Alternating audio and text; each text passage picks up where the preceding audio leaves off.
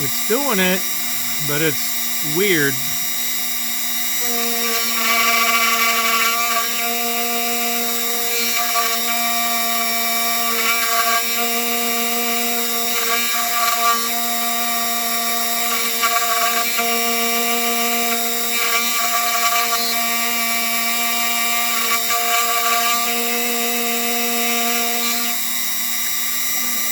I know, it has to reset every time it makes the cut.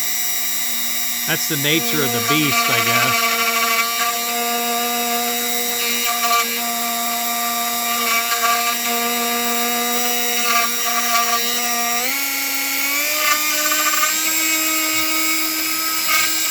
I'm turning the bit RPM up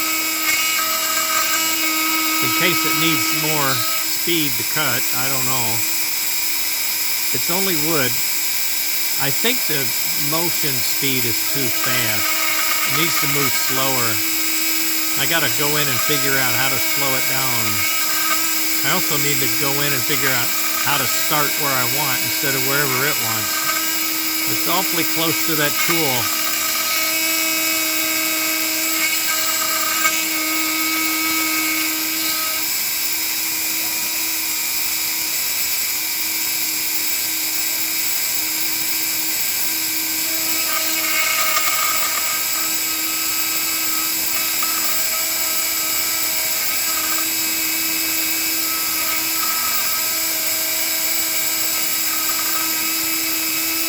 I'm at 20,000 RPM on the Dremel, and that's a 2-flare tool.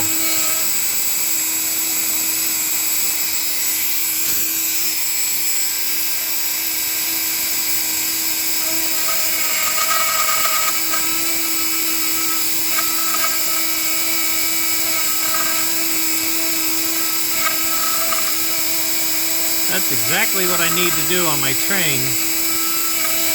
I'm not ready for that yet. I really don't know where it's going to go and why. A little spooky.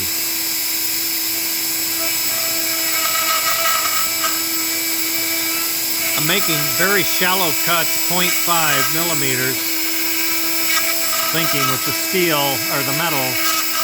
It's cheap. It's a very soft metal, but you know, you don't want to beat it up.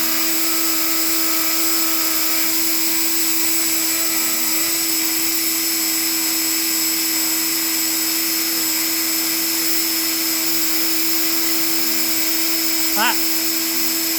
Okay, I know what's going on. I know what's going on. I'm going to haul this down. Stop it. The bit is loose and it drove up into the shaft, so we lost our depth of cut. Yeah, that's what's happened. All right, let's see if I can pull this thing out.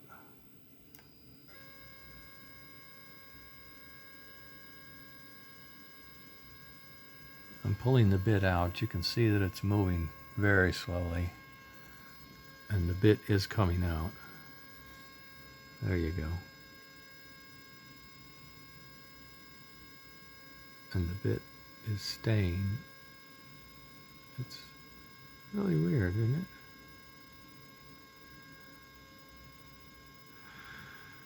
Oh, so it did, you know, it did make a slot. You can see there's the slot.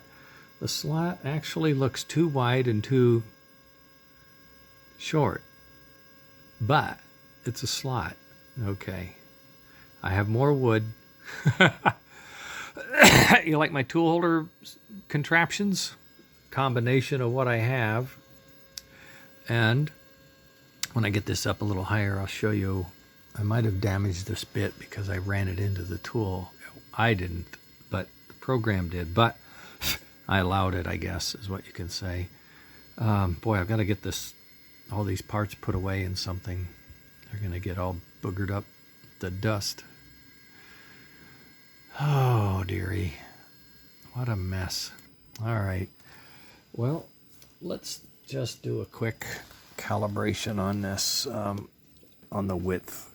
Let's just see how wide is that. I can't hold this very good with one hand. Let me see if I can do it this way.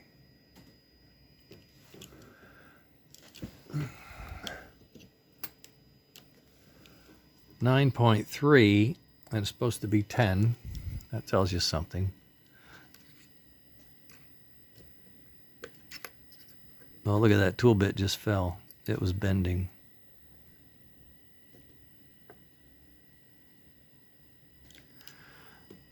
.3 is supposed to be 20. So it may be it was the right depth at the top and then the tool bit got loose. I'll bet you it's what's happened.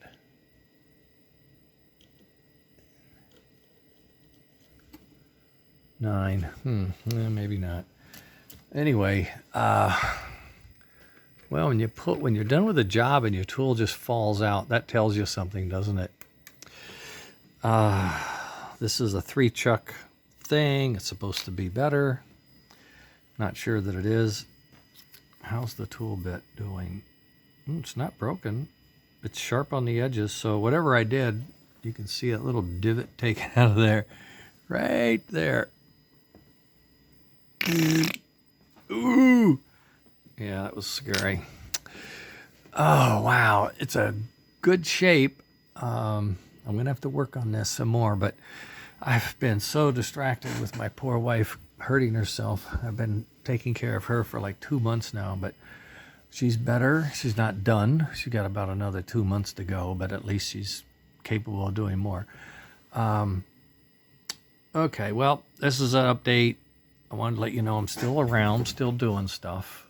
This is the CNC control part. This is the model of the part that or the hole, the actually slot that I'm trying to make. And you can see I got about halfway down, nowhere near half of what I was supposed to be doing. But that's because the drill bit got loose. Okay, fine.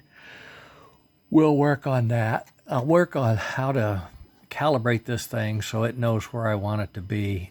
Having a heck of a time with this bugger to know which way is up and where am I and where's the tool and oh gee. Okay, I guess that'll do it. That's all I can talk to you about is making this thing work, and it does work. It rocks and rolls. So we'll figure out the bits and get better at programming and make some parts one of these days. Okay, gang. Sorry to be gone so long. Couldn't be helped. You got to do what you got to do. Later.